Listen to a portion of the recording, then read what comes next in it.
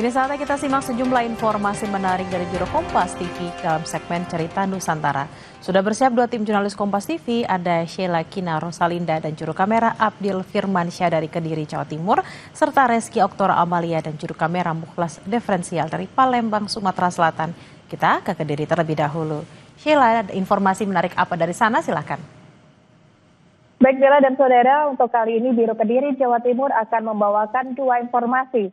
Untuk informasi yang pertama yaitu berawal dari hobi mencari tanaman berbagai obat dan belajar mengolah sendiri secara otodidak, seorang pria di Kediri, Jawa Timur sukses merintis usaha jamu instan. Dalam satu harinya, sang pemilik mampu memproduksi hingga 10 kg berbagai jamu instan.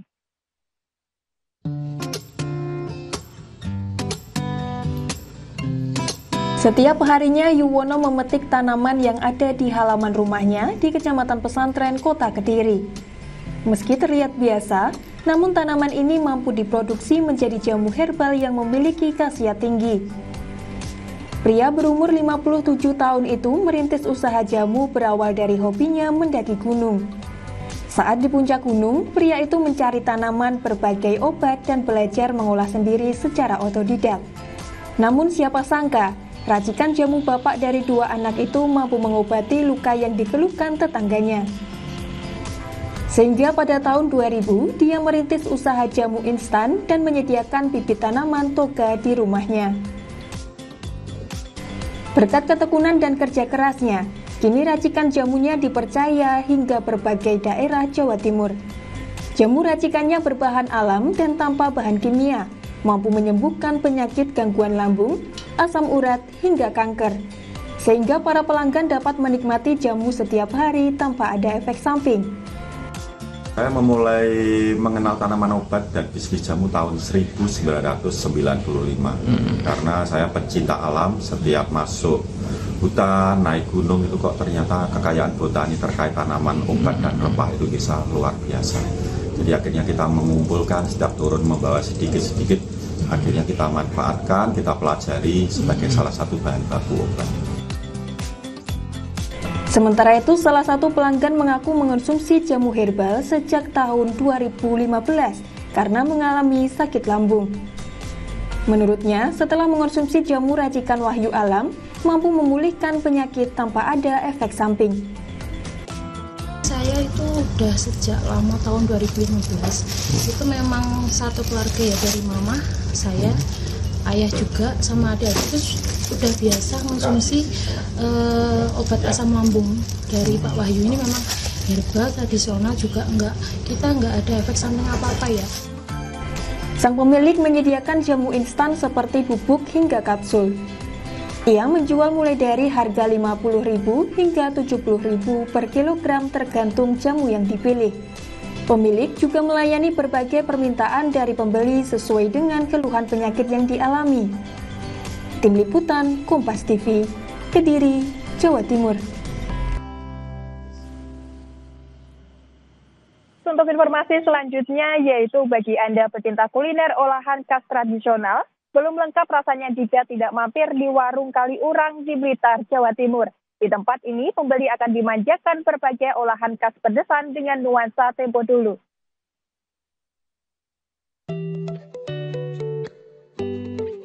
Seperti inilah suasana keramaian di Warung Kaliurang di Kecamatan Wlingi, Kabupaten Blitar. Para pembeli mengantre untuk memilih lauk makanan sesuai yang mereka inginkan. Warung Kaliurang menyuguhkan berbagai kuliner khas pedesaan seperti manggut lele, manggut rahang tuna, hingga ayam bakar. Sang pemilik mengonsep dengan prasmanan sehingga pembeli dapat memilih sesuai selera yang diinginkan. Setelah mengambil makanan, para pengunjung dipersilahkan mencari tempat duduk sesuai yang diinginkan. Banyaknya pohon dan bangunan tua model joglo membuat memperkental nuansa zaman dahulu di warung itu.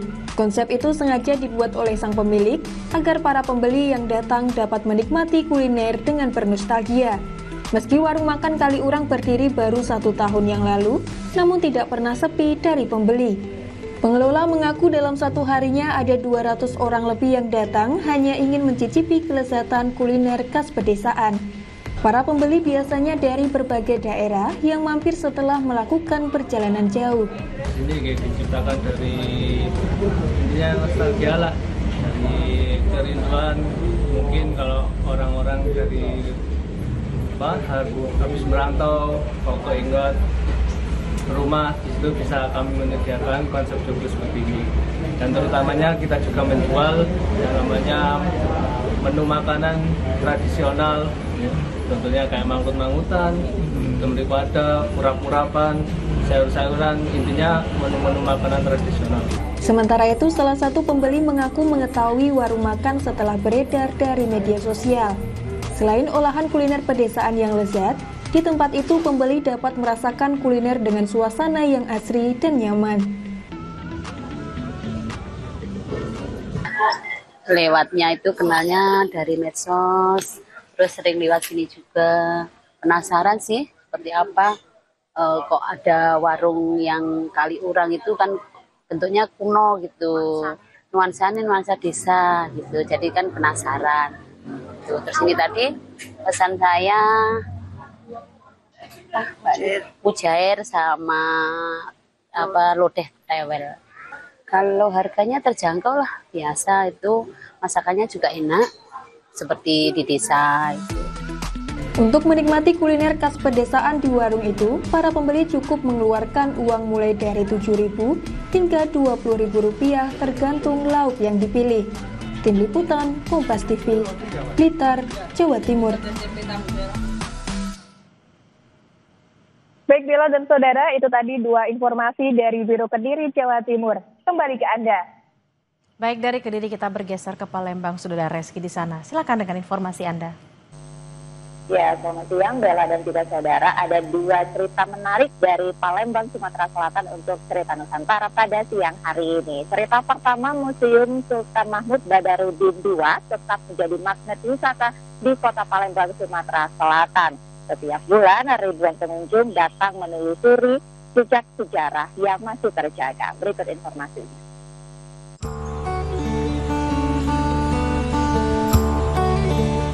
Sempat dipugar pada 2023, Museum Sultan Mahmud Badarudin II di Palembang kini tampil lebih segar dan modern. Sentuhan pembaruan termasuk pemanfaatan fitur digital membuatnya semakin dilirik wisatawan baik lokal maupun mancanegara. Setiap koleksi kini dilengkapi barcode yang bisa dipindai pengunjung untuk mendapatkan informasi. Fasilitas ini kian memudahkan wisatawan, terutama turis asing, karena tersedia penjelasan dalam bahasa Inggris. Sudah ada budayanya, jangan sampai budaya kita yang ini hilang dengan dikalahkan oleh budaya-budaya luar. Terus harapan kita juga dari masyarakat juga untuk mengenal sejarah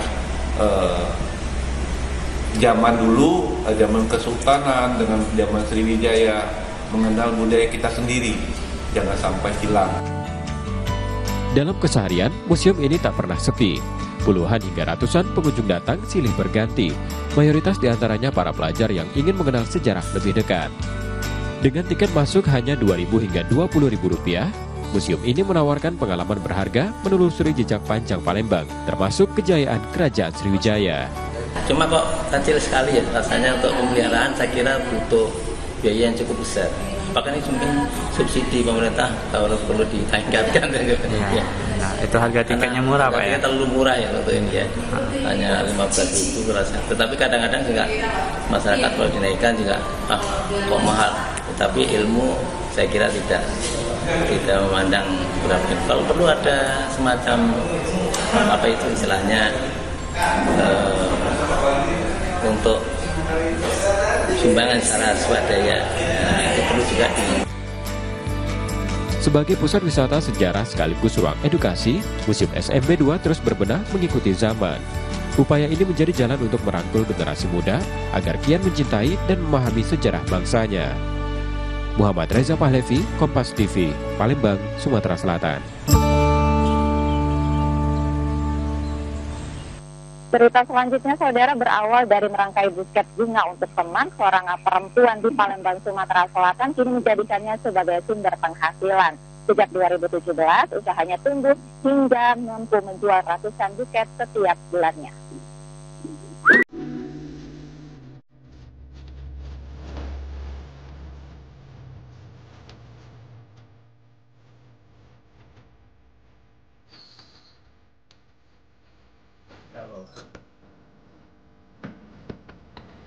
Anggi Pratiwi, 25 tahun, menemukan jalan hidupnya dari sebuah rangkaian bunga sederhana. Bermula pada 2017 setelah lulus SMA, ia mulai menekuni bisnis buket bunga yang lahir dari hobi. Belajar secara otodidak hingga mengikuti kelas daring, kemampuannya kian terasah. Di teras rumahnya di Perum Opi Jakabaring berdiri ruang sederhana yang menjadi tempat produksi sekaligus etalase kreasinya. Dengan bahan pita, kertas rep, busa, glitter, dan lem, Anggi bersama seorang karyawan teliti merangkai bunga demi bunga, hingga menjelma buket indah untuk ulang tahun, wisuda, pernikahan, atau sekedar ungkapan kasih.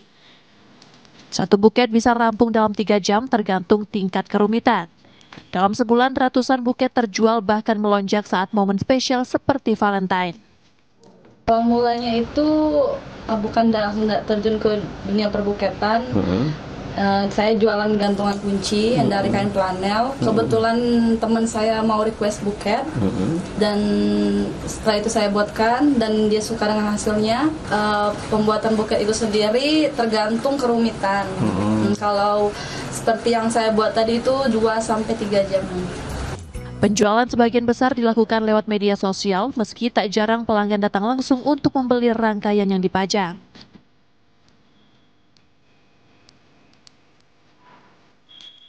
Harga yang ditawarkan pun beragam, mulai Rp8.000 per tangkai hingga Rp900.000 untuk buket spesial. Pertama kan saya lihat-lihat dulu di media sosial, ini kan bisa pesan jauh-jauh hari juga, H-3. Jadi saya coba lihat, ternyata bunganya bagus dan juga modern gitu untuk ulang tahun. Ulang tahun ya. Kalau untuk dari harga sendiri seperti apa nih Mbak? Untuk harga relatif ya dia tergantung besar maupun kecil bunganya. Jadi kalau semakin besar mungkin harganya lebih ini lagi, tergantung kerumitannya. Tak hanya diminati warga Palembang, karya Anggi sudah merambah luar kota, bahkan pernah sampai ke Jakarta dan Kalimantan. Muhammad Reza Pahlevi, Kompas TV, Palembang, Sumatera Selatan. Demikian dua informasi dari Palembang, Sumatera Selatan untuk Cerita Nusantara pada siang hari ini. Kembali ke Bella. Baik, terima kasih jurnalis Kompas TV Reski Oktora dan Muklas Diferensial dari Palembang, Sumatera Selatan. Sebelumnya ada Sheila Kina Rosalinda dan Abdil Firmansyah dari Kediri, Jawa Timur. Selamat bertugas kembali rekan-rekan.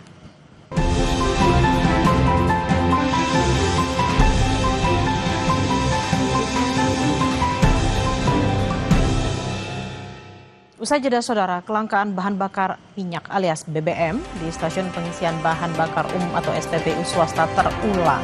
Stok kosong BBM swasta membuat masyarakat resah.